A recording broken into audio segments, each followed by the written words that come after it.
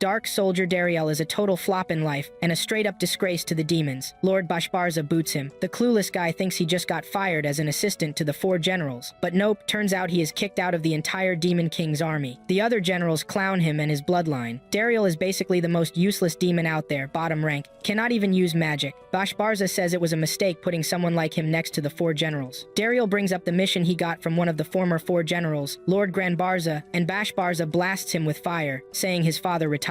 He tells Dariel there is no place in the new Demon King's army for weak demons who cannot use magic. Since ancient times, demons and humans have been at war. They look the same on the outside, but the big difference is demons can use magic and humans cannot. On his way out, Dariel runs into Ryzet, who is shocked he got fired. Dariel wanders into the forest, totally lost about what to do next. He spent all 32 years of his life serving the Demon King's army and still ended up a failure. He thinks about finding a new way to live, and his stomach is like, yeah, you better. After days stumbling around in the middle of nowhere, he collapses, thinking his pathetic life is going to end before he can even start over. Then he hears a girl scream. She is being chased by a monster. He jumps in to help. Knowing he is useless, he tries to body check the monster at least, but even that flops. He gets smacked around and falls near a knife. With no other option, he grabs it. While he is freaking out about what stance to use, the monster rushes him, and at point-blank range, he stabs it in the chest. Turns out this so-called failure did not even pull off his own move. He copied a technique he once saw a hero use. The girl is stunned and starts thanking him. She says he fought just like the last hero, the one praised as the strongest in history. She picks up her knife, packs her stuff, and as Dariel is about to dip, she stops him and invites him to her village, saying she wants to thank him properly with a tasty meal. She drags the fraud by his cape all the way to her village. She brings him to her parents and apologizes for not introducing herself earlier. She says her name is Malika. Dariel is sweating because he knows he is in human territory, and if they find out he is a demon, they might kill him. Malika asks why he was in the forest. He says his former employer's son took over the family business and fired him, and since he lived in the company lodgings, he had to leave right away. Malika suggests he live in their village since he needs a place to go. She says they have plenty of rooms and asks her dad if it is okay. Her dad agrees, saying their village is always looking for more residents, and anyone strong enough to beat a monster is welcome. After thinking it through, Dariel accepts. That night, Malika knocks on Dariel's door and thanks him for everything. She says she has always been the one people rely on, so she has never been protected by a man before, and it made her happy to finally be protected, even if he just got lucky. At breakfast, Malika's dad tells Dariel he has a job for him. He says he is the guild master of the village and wants Dariel to become an adventurer. He starts explaining. An adventurer registers with the guild, defeats monsters, and collects herbs, but before he can finish, Dariel asks if there is any other job, like field work. Malika's dad says his build does not fit farm work and hands him the guild registration form instead. Dariel has heard about this ritual, only humans can register, and demon spies who fail end up wrapped head to toe in bandages. He tries to make an excuse and bail, but they push him to register and shocker, he passes. Dariel grew up among demons, so he never questioned it, but now he is stunned to learn he was human all along. Back then, Lord Granbarza found Dariel, and he worked as a soldier in the Demon King's army, but after getting fired, he became a rootless wanderer and has no choice now but to stay in the village and live as a human. Malika's dad starts training Dariel to be an adventurer. Lesson 1. How to handle aura. He says every human is born with aura, and adventurers can infuse it into their weapons to fight. He tells Dariel to pick a weapon. Dariel chooses a sword. He infuses aura into it, and they use that to check his type. Malika's dad explains that your type decides the best weapon for you. With the sword, they start with slash. He tells Dariel to cut a log in half. Dariel does it easily, and instead of stopping halfway like expected, he slices clean through, shocking everyone. Next, they test the stab type with a bow and arrow. Dariel's shot blows through the apples and causes chaos in the mountains behind them. Malika's dad is stunned 2 talents, off the charts. Then they try the hit type, and Dariel smashes a rock. Last style, protect. Dariel grabs a wooden shield. Malika's dad swings an iron hammer, and the attack gets bounced right back. Conclusion. Dariel's aura is perfect for all 4 types, which is insanely rare. Malika's dad suggests Dariel spread his wings and go for a bigger world, saying it would be selfish to hold him back in the village. He says Dariel is more than qualified to join the Center Guild, a top-tier organization every adventurer dreams about. Dariel sees tears in Malika's eyes and decides to stay in Luck's village. Dariel gets introduced to the villagers as their new adventurer. A kid named Gashida steps up and asks if Dariel is really up to the job. Gashida is an adventurer too, 1 rank higher. He is D rank, and he tells Dariel not to get in his way if they end up on the same quest. Malika's dad apologizes for Gashida's attitude, saying he always thinks he is hot stuff because he is the only adventurer in the village. Dariel gets his first assignment, the legendary task of collecting medicinal herbs. It is one of those requests Gashida refused to take. Malika's dad warns him to be careful. There is a violent monster in the forest. He says that fraud Gashida accepted the job half a month ago and still has not beaten it. Malika and Dariel look at the monster sketch, and it is the same one Dariel already took down. Malika's dad tells Dariel and Gashida that a report came in. An Edamon was found dead in the forest. Quest complete. Gashida gets heated and grabs another top-ranked job to prove he's better than E-rank fraud Dariel. After taking down the Edamon and saving the village, Dariel gets a rank up, now he's D-rank, same as Gashida. Malika decides she's tagging along on Dariel's quests and will use that chance to show him around the village. Dariel tries to tell Malika not to push herself, using the forest being dangerous as the reason that adventurers exist. She tells him not to worry, villagers go into the forest too. She explains that adventurers get asked to go deep into the forest or into dangerous zones. Malika has always wanted to be an adventurer to help her village. That's why she was in the forest before. As she's climbing the mountain, the creep tracks her with his eyes all the way to the top. They reach the spot for medicinal herbs and get to work. Useless Dariel struggles to find the exact leaf, even while holding a picture. The idiot yanks the whole plant instead of taking one leaf. They head to the next spot for another leaf and find deer tracks. Malika suggests they hunt it so they can have it for dinner. Even though Malika's strong, she's too scared to fight, which is why she could not handle the monster. She says she has a favor to ask, and he tells her to go ahead. With her cheeks turning red, she asks him to call her Malika, not Miss Malika. Dariel agrees, and she runs in for a hug. He spots a deer right after, and the deer suddenly turns red. The deer lunges at a monster and starts overpowering it somehow. With the deer and the monster locked in, they swoop in and take both down, then haul them back to the village. The villagers are hyped about what Dariel just did, and crowd around. Incompetent Gashida sees it and gets super mad because the monster Dariel killed is the same one from the quest he picked up. Their days pass and Dariel gets used to village life. Gashida still is not over his beef with Dariel. After finishing his gathering quest, Dariel heads home. Malika's dad tells him Gashida's a bit out of control after having his target taken out twice by Dariel. Malika tells Dariel he did nothing wrong. He just hunted monsters when he had the chance, which is common sense and standard practice. Her dad adds that adventurers in the same guild should be working together, but he is worried about how things are going. He shows them a quest that came in as an urgent request while Gashida was around. The quest is a Blaze Death Scythe, limited to C rank, and above way more dangerous than the Edamon or the Antracic. Looking at it, Malika says that kind of monster should be handled by a guild from a bigger town. And her dad says she's right, it is meant for C rank and above in the next town, and it was sent to them, just so they would be on guard. That is how Gashida ended up seeing it. Dariel reminds them this is no time to relax, since it would be bad if Gashida fights it as a D rank. Malika's dad says it is fine. The guild from the neighboring town already set up a big cordon to deal with it. Malika reminds her dad that it will be his responsibility if his adventurer trespasses into another party's area. Dariel offers to go bring Gashida back, and even though the tsundere offers to go too, he turns her down. She helps him pack his gear and hands it over. She gives him some medicine made with the herbs they gathered, and he thanks her before heading out. Not long after he starts traveling, Dariel feels a bit uneasy. From his time in the Demon King's army, he knows he always regrets ignoring that feeling. He notices birds flying away from one direction and heads that way. When he gets there, he sees a huge trail. He figures it is the Blaze Death Scythes. Standing on the path, he sees the weakling Gashida screaming and sprinting toward him, running from the Death Scythe. Knowing the Blaze Death Scythe is on a whole different level from anything he has fought so far, Dariel decides to face it. Staying locked in, he waits for it to strike. When it jumps to attack, it goes for Gashida instead. Gashida spins and fires an arrow, but it does not even scratch it. With Gashida giving up on life and ready to meet his ancestors, Dariel charges and cracks the Blaze Death Scythe on the head, but the hit is too shallow. Gashida finally sees Dariel's strength up close, as the Blaze Death Scythe tries to wipe them out with its tail. Gashida blocks it and loses his sword in the process. To shatter, hit is best. To throw, sting is best. Dariel picks up a piece of the broken blade and combines hit and sting, then hurls it straight into the Blaze Death Scythe's mouth. It goes in and bursts out from the inside. After slaying the Blaze Death Scythe, Dariel treats Gashida's wound. He uses some of the medicine Malika gave him and a blood-staunch herb he picked nearby. Gashida asks how he knows so much about herbs, and Dariel says he studied while doing the medicinal herb gathering quest. They make it back home and get a great meal. Gashida's attitude flips. He starts calling Dariel his big brother. Malika and her dad wonder what happened between them, and Gashida says he realized nothing in the world is pointless. He says he owes Dariel his life and wants to heal up fast so he can work under Dariel. Dariel thinks about how his life turned from being a failure in the Demon King's army to what he is now. He wonders wonders if the four generals are still fighting the hero. A demon named Zebientes shamelessly ran from the hero's party and reported back with her hands all bandaged. She tells Bashbarza that nobody told her the hero's party got new members, and everything that gave her trouble was the new spearman's fault. And he asks why she did not learn about the spearman beforehand, reminding her that scouting before a battle is the basics of basics. Proving she is a woman, she shifts the blame to the assistant to the four generals, saying he was negligent in scouting, that makes the fodder lose both his job and screen time. Since he is the fifth assistant they have fired, the four generals think about bringing him back. Bashbarza asks Doroye for her opinion, and she suggests bringing back their first assistant, Dariel, saying he was diligent, executed perfectly, had solid tactics, and even took care of their health. Her suggestion makes Bashbarza start boiling with anger, and he bans them from ever mentioning that name, saying he will never allow it. Dariel notices Gashida's been taking on gathering quests too, the former scumbags out here acting like a butterfly, fluttering around Dariel, and even tagging along on quests. But honestly, that's not even the toughest thing for Dariel right now. It is Malika's clinginess. Aside from that, Dariel's second life is running pretty smoothly, and in the middle of it all, he realizes the village is hiding a mystery. Later that night, Dariel talks with Malika's dad, the mayor, and mentions how he saw a bunch of empty houses in the village. To explain it, the mayor tells Malika to grab a map. Once she brings it, he says the reason so many houses are empty is because this is all that is left of a place that used to be packed with life. Beyond the village is a mithril mine, one of the most important sites for the human race. Mithril's a metal with mysterious properties, and weapons made from it are on a whole different level. It is just as important to demons as it is to humans, since it can be used to make magical equipment, basically items that store magic power. The mayor says the fight over the mine went on for hundreds of years, and Lux used to be a stop on the mithril transport route, booming as an in-town. When he was a kid, the demons took the mine, and the weak humans tried to take it back, ate loss after loss, and eventually gave up. Since then, Lux village just kept declining, and his generation will probably be the last to remember how busy it once was. Later that night, Dariel thinks about going back to his old workplace, the mithril mine. Dariel heads to the mithril mine, hoping to negotiate for even a little mithril to help Lux village. Knowing he could get captured, he notices something weird. It is way too easy to sneak in. Back in the day, he would have been toast if security was this lax. He gets inside without seeing anyone, and wonders if the demons are still around or on vacation. He even starts yelling to get attention, but no one answers. Then he hears people coming. It is the workers who used to be under him. They are hyped to see him. He calms them down by letting them take turns, getting a pat on the head. After that special treatment, they tell him they have been supplying 4 times the mithril they used to, unlike when he was in charge. He asks who gave that order, and they say it came from someone higher up. After the airheads finally recall the name, Dariel realizes it is Bashbarza. He wonders if the knockers did something to set him off, but rules it out since they would not have had contact with him. The knockers start crying, saying Dariel was the only one who treated them well. They add that the demons are so broke, now they pulled the soldiers out, and at this rate, the knockers will have to run away in the night. Dariel knows they do not work for him anymore, so he cannot do much, but he starts thinking how he can help. New soldiers show up to collect mithril, but they are shocked at how little they get compared to what they were promised. The knockers complain that the quotas are impossible. They beg the soldiers to give them more time, but one soldier threatens to grind them to a pulp and tells them not to talk like they are equals. He says they are just demi-humans, meant to serve demons, and reminds them his orders are Bashbarza's will. He warns them to be ready by tomorrow, or face consequences, and that sets one of the knockers off. The knocker smacks the back of his head with a shovel. The soldiers are ordered to kill the knockers. Pick on someone your own size, maybe?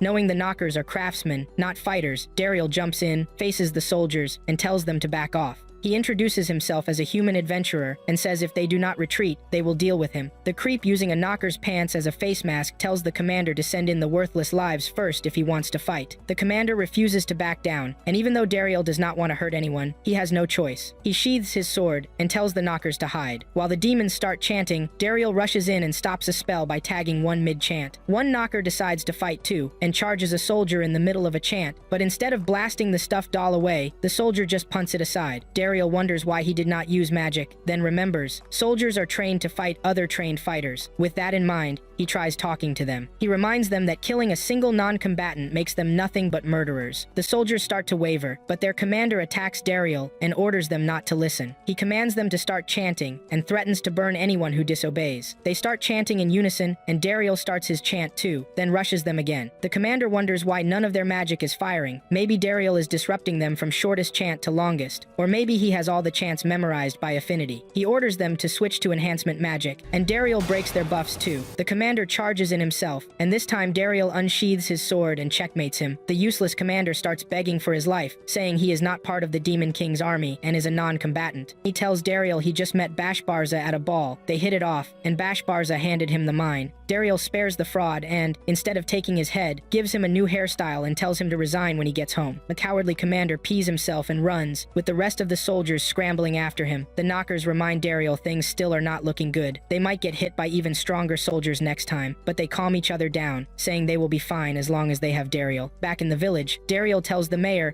he has taken back the mithril mine and asks him to protect the knockers. The mayor agrees and says, since this concerns all humans, he will send a messenger to the central guild right away, so everyone can figure out what to do together. The mithril mine is finally back in human hands, and everyone celebrates, just like they hoped. Change hits Luck's village, and it starts blooming again. Bash Barza cooks up this wild compressed magic weapon using mithril as the main stuff, since it soaks up magic like crazy. He stacks a bunch of magic elements together, keeps squeezing them tighter and tighter, and crams in energy until it is literally hundreds of times what it started with. End result, a mega bomb. With that, he is dead set on being the greatest 4 general in history. No contest. Zebientes is like, you know this thing is going to eat mithril like snacks, right? He says it is fine. He has it coming in 4 times faster than before. She tells him there is trouble at the site. He shrugs it off, says the mine still has Dariel's fingerprints all over it, and just thinking about that makes him want to mess with them for no reason. Then she drops the bomb on him. The mithril mine got straight up stolen. Humans took it fully. The fraud drops to his knees. She twists the knife and says someone wants to file a complaint. He blusters that he will kick whoever it is out of the Demon King's army. She says it is the Demon King himself. Bash Barza goes to see the Demon King, who is in a mood, talking about how much he loves festivals and how he had the court ladies dressed up in pretty mithril accessories. He says he heard the all-important mithril is gone, and asks what that is supposed to mean. He opens just his left eye, and the dude gets slammed into the floor like a bug. He reminds Bash Barza he warned him about that useless bomb project.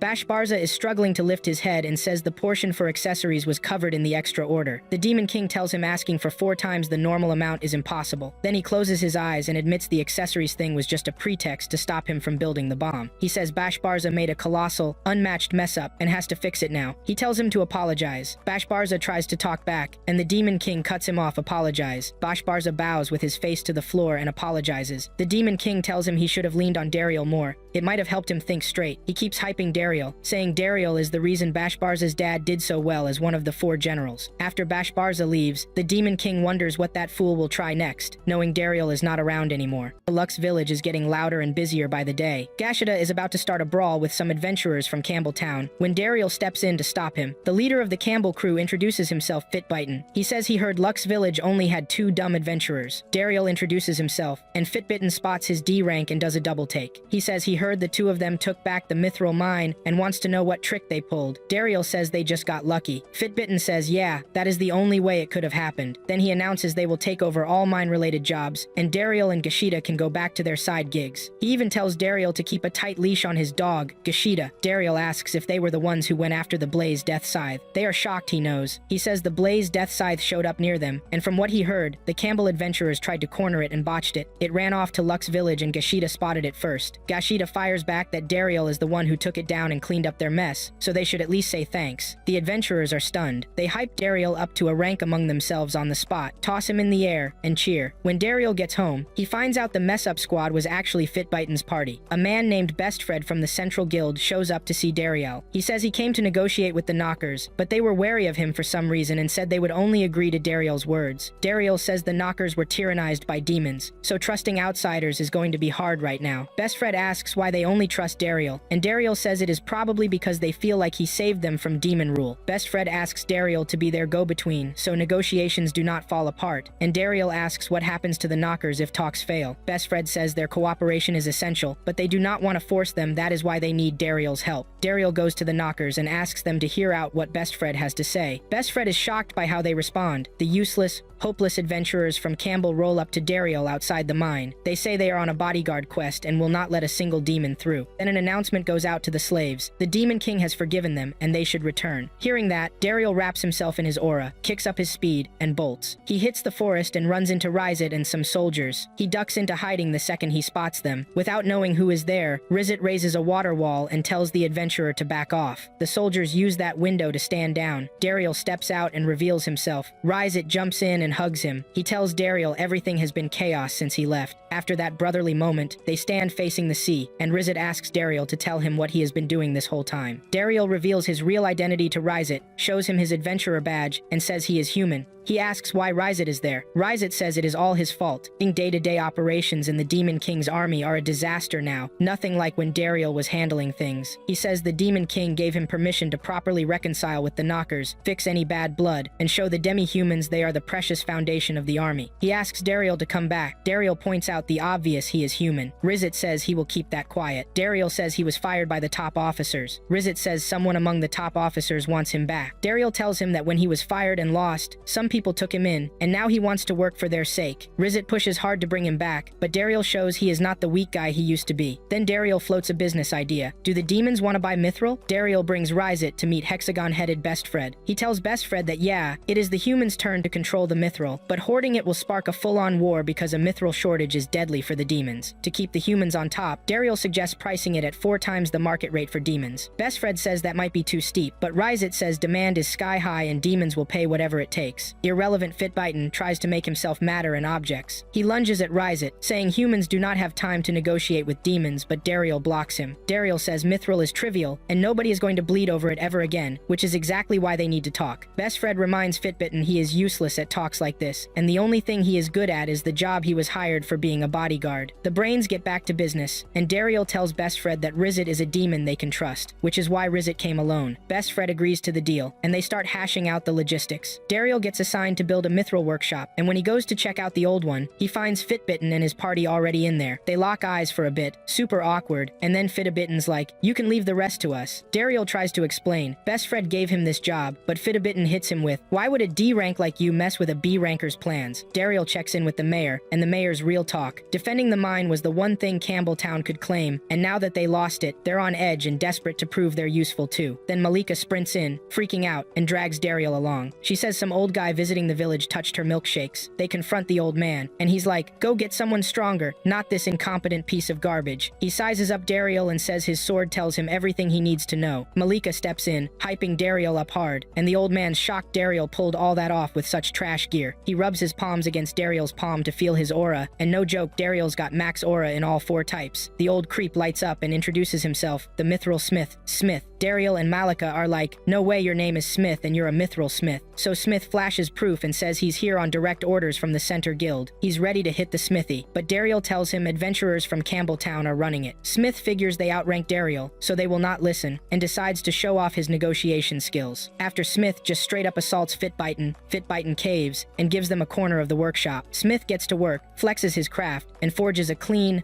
high-quality sword, while the adventurers keep live broadcasting their own failures. He hands the weapon to Dariel for a test run. It is insanely light. They give him the go-ahead to try it on a tree, and Dariel slices clean through with 0 resistance. Fitbiten sees that and immediately drops to his knees, begging Smith to teach them. Smith shuts him down and walks out with Dariel. Now Fitbiten's fuming, knowing Smith is siding with a D-ranker over him. On the way, Smith takes the sword back and says it does not suit Dariel. Then he opens up. His dream is to use mithril to make something that is not a spear or a sword or any weapon. Coming to this village gave him a clear picture of what he wants to create, so he asks Dariel to stick with him. He admits he pocketed a chunk of mithril during the chaos and set up a workshop with his apprentice's help. But there is a snag. The ethanol furnace will not run without magic. Dariel contacts Ryo and gets him to come help. Ryo says he will help this once he is not aiding mass production of weapons for filthy humans. Smith promises he will never mass produce. That would not be proper repayment for his gratitude. He says the Center Guild told him the guy who took the mine back for humans is named Dariel, and since Dariel's aura is special, he wants to make a weapon tailored to him. One user only. The most powerful weapon that can fully use all 4 traits. They get started, and Dariel goes to grab alcohol. On the way, jealous Fitbiten corners him. He says they are being played profit from the mine, should belong only to Lux Village since they reclaimed it, but the Center Guild is trying to swallow it whole. He suggests teaming up, saying Lux Village is weak alone, but with Campbell Town they could fight back. Dariel politely declines. Fitbiten blows up and challenges him to a duel the next morning in the village square. The mayor hears about it and gets worried because of the rank gap.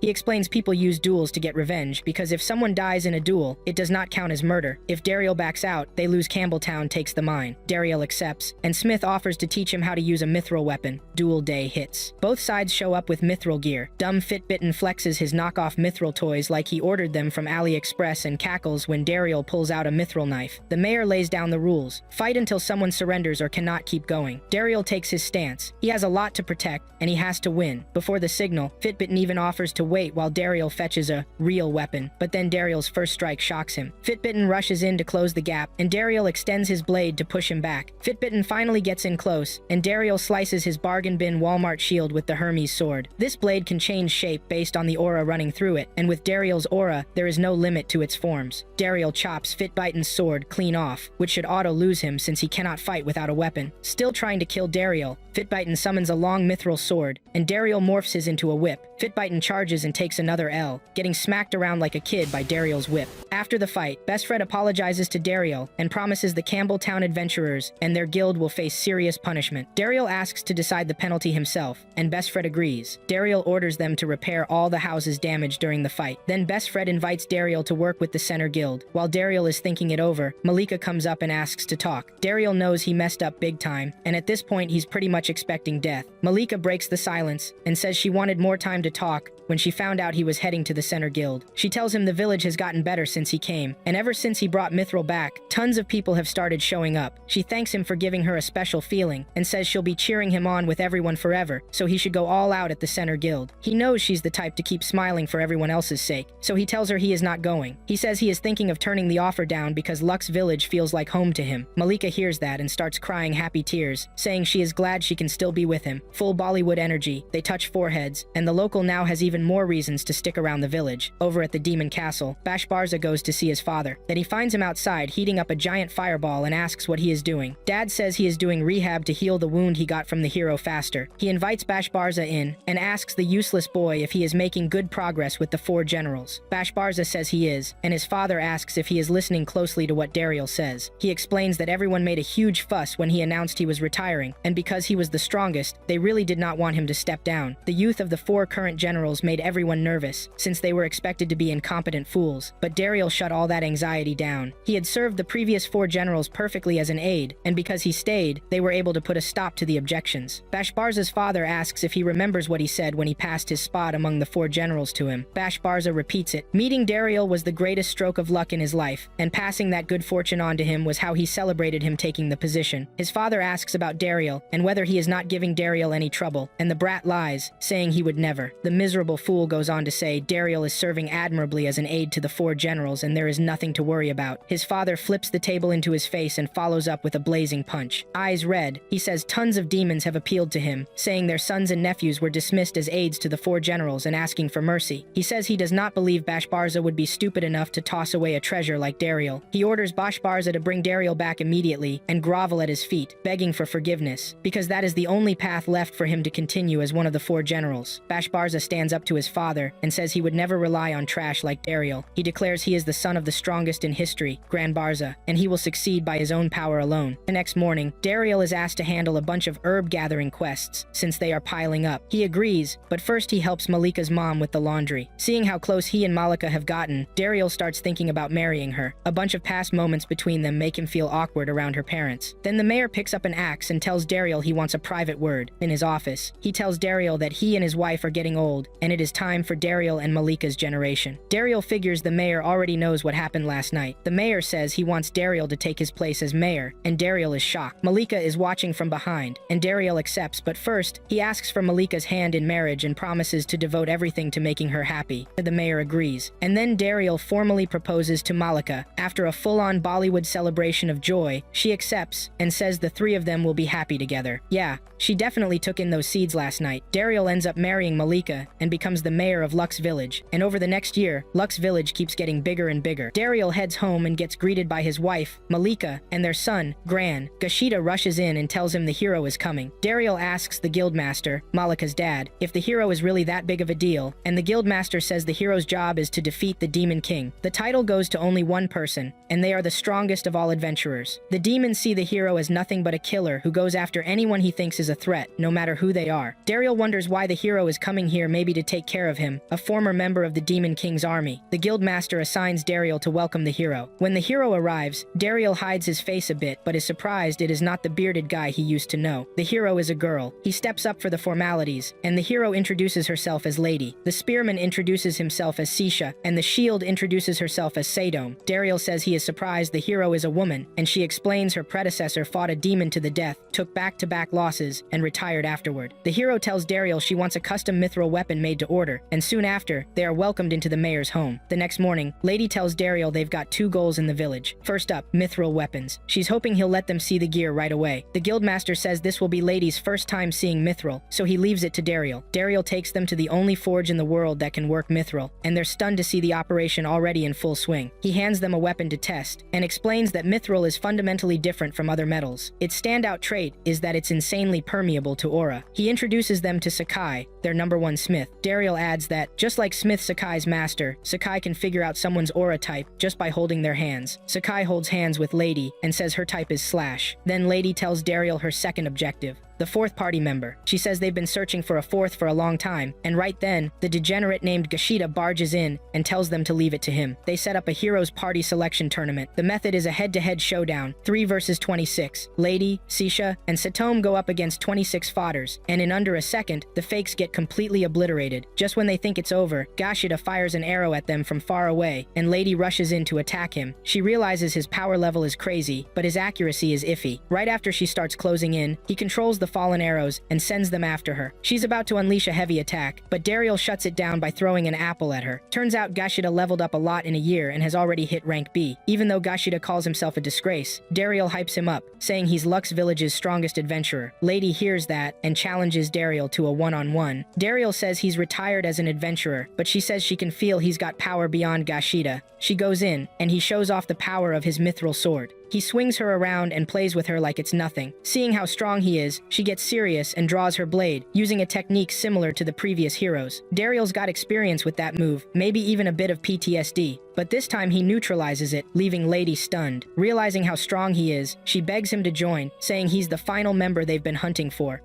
Turns them down, saying he's got work to do. Later that night, Lady asks again if he's sure he won't join. As a family man, Dariel says he wants to watch his son grow up. She asks if something else is holding him back, and he lists a few things, saying those are more important right now than defeating the Demon King. After they leave, Dariel tells himself he can never point his sword at the Demon King's army. The next morning, Lady and Satome tell Dariel. Dariel meets Sakai, and they talk about Smith. Then he meets the guildmaster. From there, he handles other mayor duties, checks in with the villagers, and by sunset, he links up with Malika, and they head home together. That night, Satome tells Lady that everyone has the right to decide what matters most in their own life. She says that after watching Dariel, the work he does around the village feels just as important as the hero's duty. Lady meets Dariel at the top of a mountain and says she's got a few things to talk about. She asks where he picked up the skill he used to cancel her sky rend earlier. He says he learned it by watching and imitating her, and she says his version was different. She explains that some people have aura-throwing skills, but there's one person above them all whose sky rend is on a whole other level. The previous hero, Alansil. She says Alansil's skill was so strong, it got renamed the Fearsome Emperor's Sky Rend, and the move Dariel used was exactly that. Dariel never realized it was such a big deal, because the previous hero kept spamming it like it was nothing. He says he had no clue what it really was, and that shocks her. She points her sword at him, and asks who he really is. She says he's strong and smart, but he does not know basic stuff everyone knows, yet he can read the hero's sword work. The weak hero rushes him, and he dodges everything. She tells him he has to defend humanity at her side, and join her to fight the Demon Lord. The spineless fraud tells her the Demon King's army fights to drive away the hero who comes to kill the Demon King, so they're on defense, meaning there will not be any fighting as long as the hero does not attack. Lady says it was the Demon King who smoked Alansil and turned him into a merciless monster. Back when Alansil had just become a hero, he was living happily with his wife and kids, but everything changed when the Fire Nation attacked. Sorry, everything changed when Bezitan, one of the 4 generals, raided them. Bezitan killed Alansil's wife, and to this day, Alansil's son is still missing. That fueled his hatred for the demons, and that hatred got passed down to Lady. Dariel tells Lady that he once fought demon soldiers at the mithril mine, and they hesitated to kill non-combatants. He tells her about the demons sending Rizit to gain the demi-human's trust. He says he does not want any battle because he has family on both sides. She turns away and says he's way too kind, someone who must not be dragged into war. She says she always thought she lacked a 4th party member, but what she really needs is a heart as strong as his. She appoints him as her teacher, saying there's no one stronger than him except the previous hero. Knowing this might be his shot to stop the war, he takes the role, and they head home. Doroya runs into trouble searching for Dariel, and with Bosch Barza gone, she hopes Zebientes can help find Dariel using wind magic, but Zebientes is also missing. missing. Rizet meets Dariel at his house, and Zebientes spies on them from the top of a nearby tree. Rizet drops by to see Dariel and ends up goofing around with Gran. He asks where the hero's party is, and Dariel's like, they're in the next town buying pajamas, so we're chill for a bit. Then Dariel spots Rizet's medal and goes, wait, are you a special envoy now? How big a deal is that? Rizet hits him with, same rank as the 4 generals. He thanks Dariel, saying the whole mithril situation getting solved is what got him promoted. He also adds that this position did not even exist before because they had Dariel. Now that Dariel is gone, they had to make the role. Right in the middle of that, Zebientes blows in, calling him out for making it sound like the generals do not do their jobs. She tells the 3-eyed fraud to watch his mouth. She literally uses the spineless brat as a chair and tells him to keep quiet because chairs do not talk. Then she warns him to expect punishment, since he knew where Dariel was and stayed quiet while Doroya was hunting for him. Malika walks in, sees the guests, and decides to host. While she heads inside to grab something, Zebientes tells Dariel it has been a minute since they last met, and last time, he was both incompetent and average looking. Malika comes back, sees Zebientes sitting on Rizet, and snaps. She pops a wine cork straight at Zebientes' head, and tells her there is an actual chair she can use. Once everyone sits, Dariel asks why Zebientes is here. She says their paths just crossed, but her real target is the mithril. She says anything mithril related is supposed to be handled by the 3-eyed doormat, but he will not say anything, and the whole thing is getting messy, so she came to check it out herself. Zebientes is a top-tier wind mage, and high-level magic users like her can hide their presence in the air. She orders Dariel to hand over all the mithril he has. Dariel turns her down politely. He says he manages the mithril, but Rizet showed good faith and real effort, and that is why their deal got formalized. He cannot give it to her. She squares up, saying he needs to learn some manners. Malika steps forward, and the weak demon starts trembling. Rizet suggests they step out for some fresh air, and once they are outside, Zebientes opens fire. She asks why Dariel sicked the monstrous village girl on her, and while Dariel is trying to talk it out, she tells him they will talk after she kicks his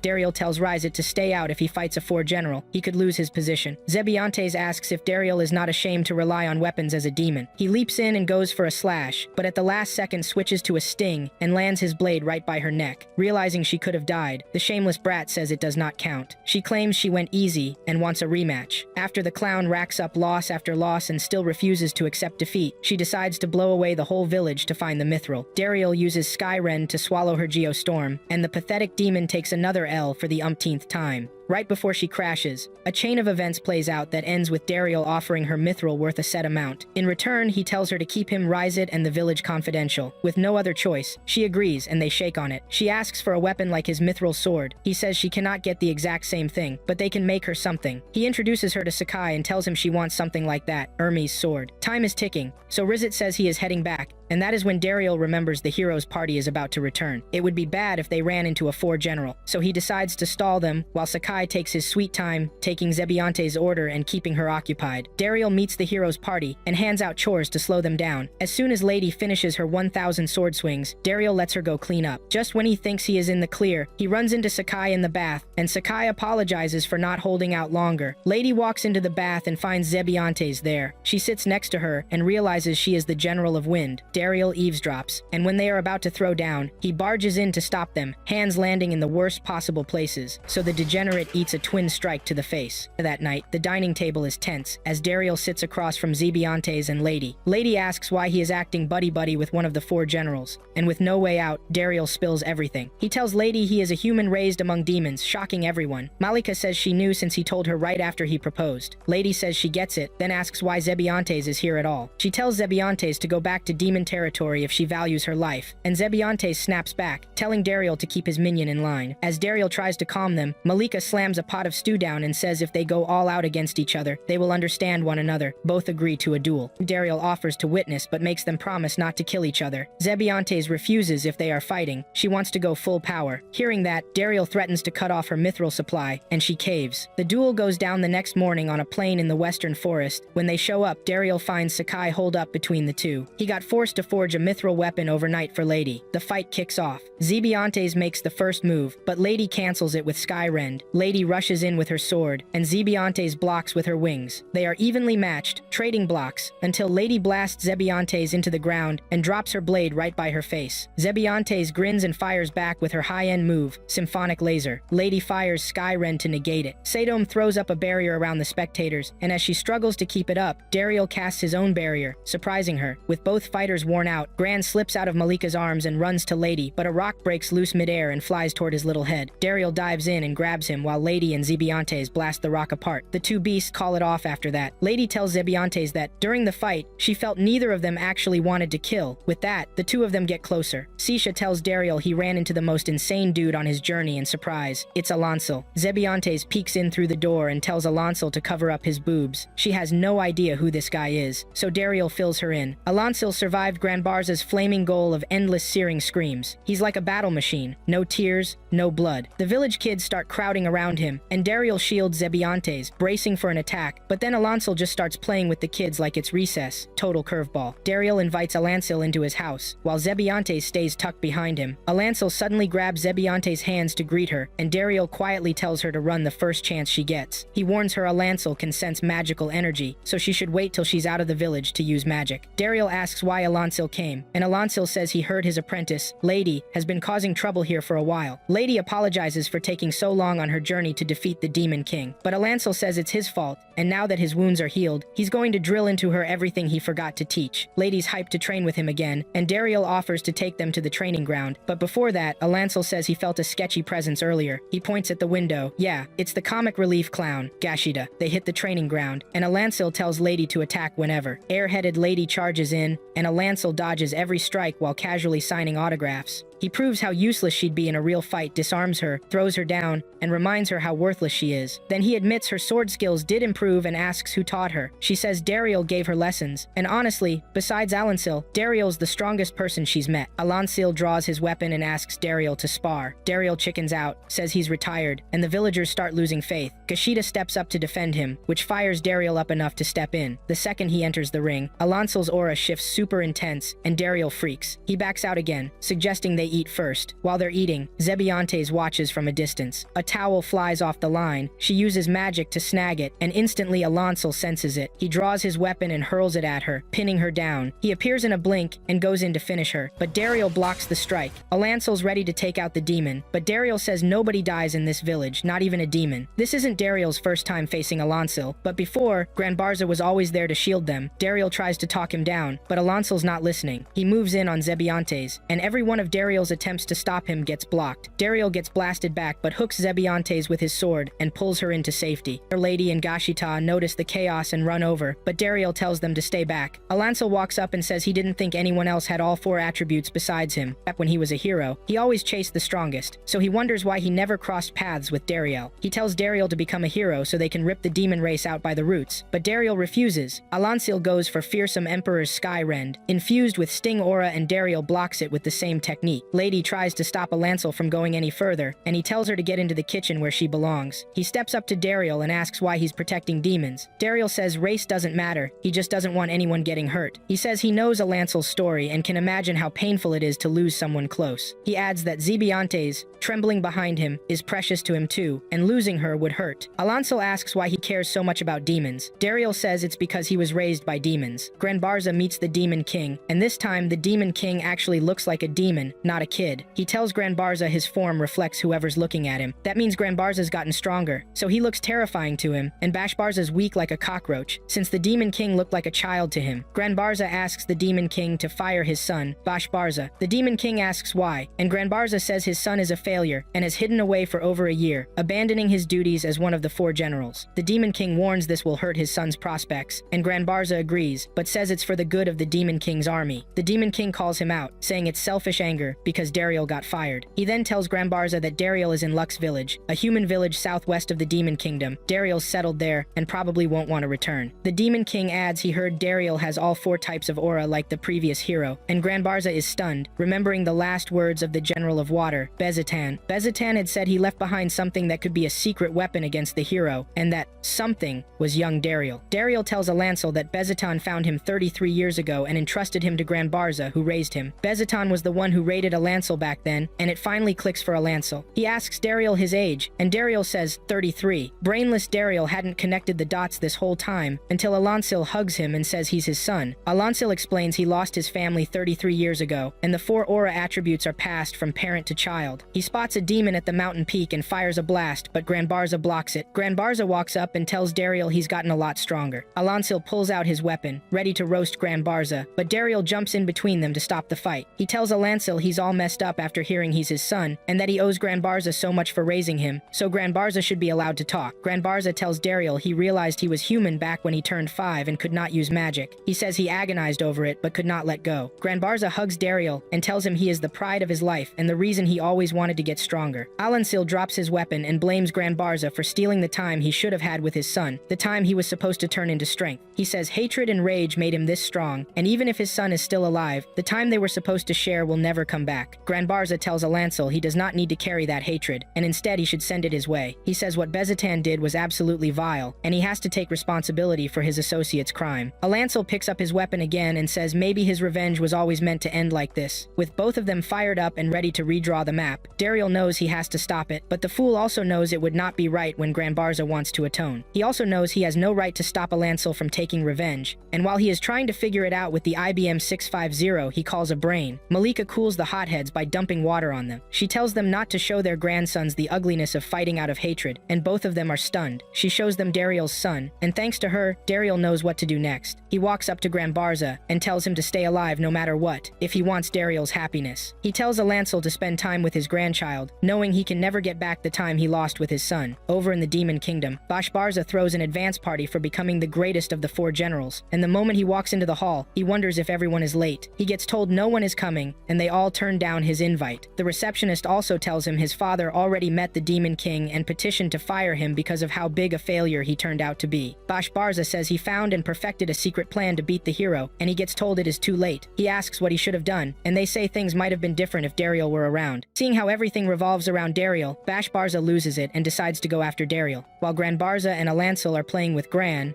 starts crying, and Malika takes him to change his diaper. Dariel calls Rizit, and it turns out Gran wants to talk to him. Gran tells Rizit he is being attacked by a bearded man, and Rizit tells them to put the bearded man on the phone. Dariel hands the phone to Granbarza, and idiot Rizit says he will deal with him if he lays a finger on Gran. Granbarza reveals who he is, and without another word, Rizit starts stammering like he is about to poop his pants. After a small feast, Granbarza tells Alancel about when Dariel was 5 and a well-known failure at magic. Alancel says he wishes he had those memories, but it is fine, because after crossing swords with Dariel and talking with him, he finally gets it. He says Dariel was raised by a wonderful father, then reaches out his hand to Granbarza and thanks him for raising Dariel into a good man. Granbarza shakes his hand, and Dariel cannot help smiling. The next morning, Lady meets Alancel and asks him to train her. Dariel asks if she will still fight after learning not all demons are bad, and she says she will, because the hero has to defeat the demon lord. He asks what the Demon King is to the hero, and Alancel says the Demon King is the source of misfortune in the world, and defeating him will bring an age of peace and abundance. He says all the heroes in history believed that when they fought, but that is just the official story. He says what Center Guild thinks is that the Demon King has the greatest wisdom and power in the world, and defeating him gives them a chance to steal it so humanity can evolve into a greater race. Dariel asks what they are basing that on, and Alancel says he thinks Center Guild believes the Demon King once granted magic to the demons, and they thought they could get magic by defeating him. Dariel thinks about the awkward idea of asking the king himself, and Lady says he is talking like the legendary Demon King is still alive. Dariel tells her the Demon King is still the first Demon King, and since the moment Granbarza took his post, there has been no change. Alancel tells Lady she can back out of the challenge if she wants, since the fight is soaked in human greed. We all know that is to keep her from getting wrecked by the Demon King. Lady asks if the battle would continue if she quits, and they tell her it would. She says she will keep fighting if that is the case, and once she sees everything with her own eyes, she will find her answer. Fitbitten knocks on Dariel's door with the mine workers behind him. He tells Dariel the mithril mine is under attack by a monster, and they need reinforcements immediately. Dariel tells Gashita to gather a squad and follow them. Zebientes teleports them to the mine, and when they get there, they run into a huge dragon. After landing, they get a report that the knockers are still inside the mine, and Dariel rushes in to save them. Granbarza tells the rest to try to contain the monster. Dariel heads in to save the knockers with Alancel right behind him. The dragon keeps blasting everything, and useless Satome wonders how they are supposed to take down something like that. Lady tells her they are not going to subdue it, they are just going to slam it to the ground. They charge the dragon, and Sisha tries to pierce it with his spear, but he cannot even scratch it. Lady fires off her Skyrend, and compared to the dragon's flames, her fire is nothing but a matchstick. The dragon tries to smash her into the ground, but Zebientes saves her and drops her near Sisha. Seeing where they are, the dragon blasts a giant flame at them, and Sadom jumps in just in time to shield them, but she gets burned. Seeing how useless those three are, Granbarza jumps in and takes control of the fire with his magic. He asks the magical flame beast, Salamandra, if they should test whose fire is stronger. Dariel reaches the knockers, and just as he is about to get them out, Salamandra shows up above them. Dariel and Alancil decide to deal with the beast first, and together they charge at it and fire their fearsome Emperor's Skyrend at the same time. Dariel reaches out his hand to the beast, and a moment later it lowers its head toward his hand before flying off. After Salamandra leaves, Lady tells Dariel she felt something like hatred coming from it. Granbarza heads to the Demon Kingdom and takes their Uber with him. The others go to rescue the knockers, and the little guys are thrilled, rubbing themselves all over him. Higashida and the squad he gathered arrive with relief supplies, and right after, they are told there is a problem. Dariel hears that one of the guild workers is missing, and since they took shelter in the mine, the knockers offer to search with Dariel. Granbarza rolls up to the Demon Kingdom and links up with Bashbarza. He asks straight up if Bashbarza went into the Room of Secrets. Bashbarza plays dumb for half a second, but then his dad slams the wall, and Bashbarza snaps back that he remembers everything his father taught him. The Room of Secrets is this hidden chamber inside the Demon King's castle that stores every hex ever developed since ancient times. Hexes are way more powerful and way riskier than any other magic in the world, and because the demon's ancestors were scared of them, they sealed them away. One of those hexes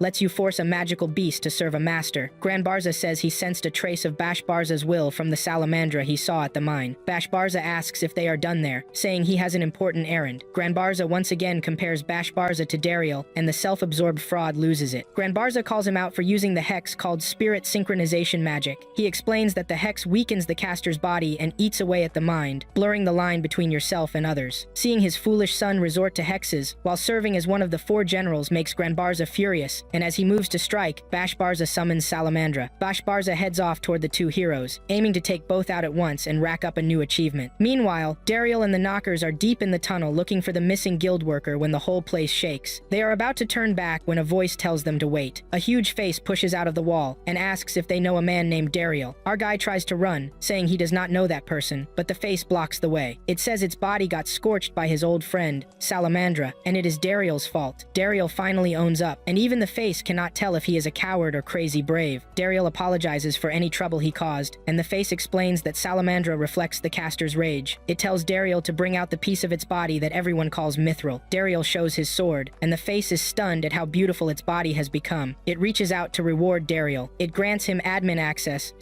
it releases some of the restrictions inside the mithril structure, and hands the sword back. Dariel asks who it is, and it answers, the magical earth beast, Gigantomachia. Before it disappears, it warns Dariel that Lux Village is about to become a battlefield. They find the dimwit worker, and right after that, Dariel gets a call from Granbarza, saying Bashbarza is the one controlling Salamandra. He says Bashbarza is using hexes and planning to kill the heroes and their party. Dariel says Bashbarza's real target is him, and he might even be coming for Lux Village. The villagers get evacuated, and Dariel tells the guildmaster to watch over everyone. Bashbarza finally shows up at the village at night. He tosses a ball of flame into the sky, and Alancil says that is Granbarza's wide-range annihilation magic. He adds that depending on how you use it, the technique can drain the user's life. Dariel tries to talk, but Bashbarza notices the ring on Dariel's hand. He says he will kill Dariel's woman first, then burn the village to the ground. Dariel says he will stop him no matter what. Salamandra starts flying up, getting ready to level the whole village, but Dariel yanks it back with his whip, and Zebientes drags it down. Dariel tells the others to handle the beast while he goes after Bashbarza. He drives Bashbarza to another spot and asks why he hates him. Bashbarza says it is not hate, it is his dream to end the human-demon war. He says he had Salamandra attack the mithril mine to lure Dariel out. He wants to take out the snake first, Dariel. The traitor then deal with the heroes and all of humanity, surpass his father, and become the general of the Transcendent Tempest, the strongest of them all. He launches the first volley at Dariel, and Dariel slices it. Dariel keeps parrying the follow-ups, and after a barrage, he praises Bashbarza and says he wishes he had been his eyes. Bashbarza goes for a point-blank head pop, but Dariel fires off fearsome Emperor's Skyrend and blasts him back. Bashbarza is forced to pull his trump card, the one he planned to use to smoke the heroes. Satome throws up a 5-layer barrier to cage them, and the dragon, keeping it from attacking from the sky. Gashida pins the dragon's jaws with his arrows, and for the first time, demons and humans fight as one, with Granbarza and Alancil joining the battle against Salamandra. As Salamandra tries to blast them, Alancil fires adamantine thunderbolt to blow its head from below, and Granbarza attacks from underneath with flaming goal of endless searing screams, roasting Salamandra. Bashbarza shifts into a new form, then dives back in and starts hammering Dariel, calling him an incompetent fool who cannot use magic. He keeps swinging, dumping all his his anger into every hit. Dariel blocks everything and tries to talk him down, but Bashbarza keeps pushing, throwing out combo after combo to feed his pride. He charges up flaming goal of endless searing screams, and the moment Dariel sees it, he knows he has to stop it. Salamandra goes down as Granbarza's attack cooks it to a crisp. Everyone turns toward Dariel and Bashbarza as two massive fires light up the sky. Dariel uses his own flames to cut through Bashbarza and that flaming goal of endless searing screams, triggering a mini-nuke that levels the whole area. But then, to Dariel's shock, Bashbarza's hex progresses, and he fully transforms into a monster. Bashbarza beats Dariel like a punching bag, which slams Dariel into Bashbarza's memories. Now that the hex has advanced, Bashbarza's synchronization spills over, and Dariel taps into his memories. When Bashbarza was 10, on a rare day his father came home. He ran out to greet him only to see Dariel standing by his father's side. He was told to call Dariel his older brother, and it crushed him, because all the time he spent waiting for his father, Dariel was there instead. Bashbarza always wanted to join the Demon King's army so he could be by his father's side, but his mother shut that down and sent him to the Magic Academy. He graduated top of his class to get closer to his dad, but that parasite was still there, even after he joined the Demon King's army. Dariel realizes Bashbarza has been alone this whole time and blames himself for not doing anything. He tries to figure out what to do, and Bashbarza backs off, guessing Dariel heard his thoughts. He tells Dariel not to pity him, and they both notice they can hear each other's thoughts. Dariel rushes in, and when Bashbarza grabs his sword, Dariel tells him his father was always worried about him. Bashbarza asks how Dariel could possibly understand. Dariel says he knows someone like him. He explains that the previous hero, Alansil, believed Granbarza stole his son. He says he was always troubled because he was not family and could not use magic, so the least he could do was avoid causing problems and keep smiling until he met him. He says to Granbarza that he only had a family once he met him, so do not say his life is worth nothing. Dariel tells Granbarza he will be his support just like Granbarza was for him when they were young, so please accept him. The villain in training finally softens and shifts back to his human form, and just as he is about to take Dariel's hand, Salamandra cuts in like, not done yet. It starts absorbing Bashbarza's wide-range annihilation magic, which means the hex breaks and the beast's true power is unleashed. Bashbarza sees it and rushes to Salamandra, then fuses with it, using the body fusion hex, so he can control it for a short time. Granbarza warns that the hex is deadly and will end up absorbing Bashbarza, while Bashbarza gives up on living and is just glad he finally talked with Dariel. Granbarza snatches him off Salamandra's back and takes control himself. Alansil leaps in and strikes with fearsome Emperor's Sky Rend, destroying Salamandra for good. Bashbarza meets up with the Demon King, and the Demon King basically tells him straight up how much of a failure and disgrace he's turned into. Bashbarza apologizes and says he's ready to take whatever punishment he deserves. Then the Demon King shows him Abyss, the place where the former 4 generals who messed up like he did ended up. He gives Bashbarza a choice: start over as one of the 4 generals or drop into Abyss. And the smug guy actually thanks the Demon King for the mercy and picks Abyss. When they ask why, he says what he did is unforgivable and running from it would not change anything. The Demon King calls him boring, saying he was going to let him feel happy for a second and then drop him in, but now he will not. Instead, the Demon King flips the script on this low-budget villain and banishes him from the Demon Kingdom as punishment for his sins. On his way out, he bumps into his father, who gives him a warm smile. They head to Dariel's place, and just as Dariel is about to introduce Bashbarza to his son, Lady steps in and tells Bashbarza that his rampage caused huge damage to the mithril mine and injured a lot of people. Bashbarza stands up and apologizes. He says he wants to atone for his crimes because everyone there is precious to his older brother. After that, they have a feast, and the next day, Bashbarza heads out, starting a journey to make things right.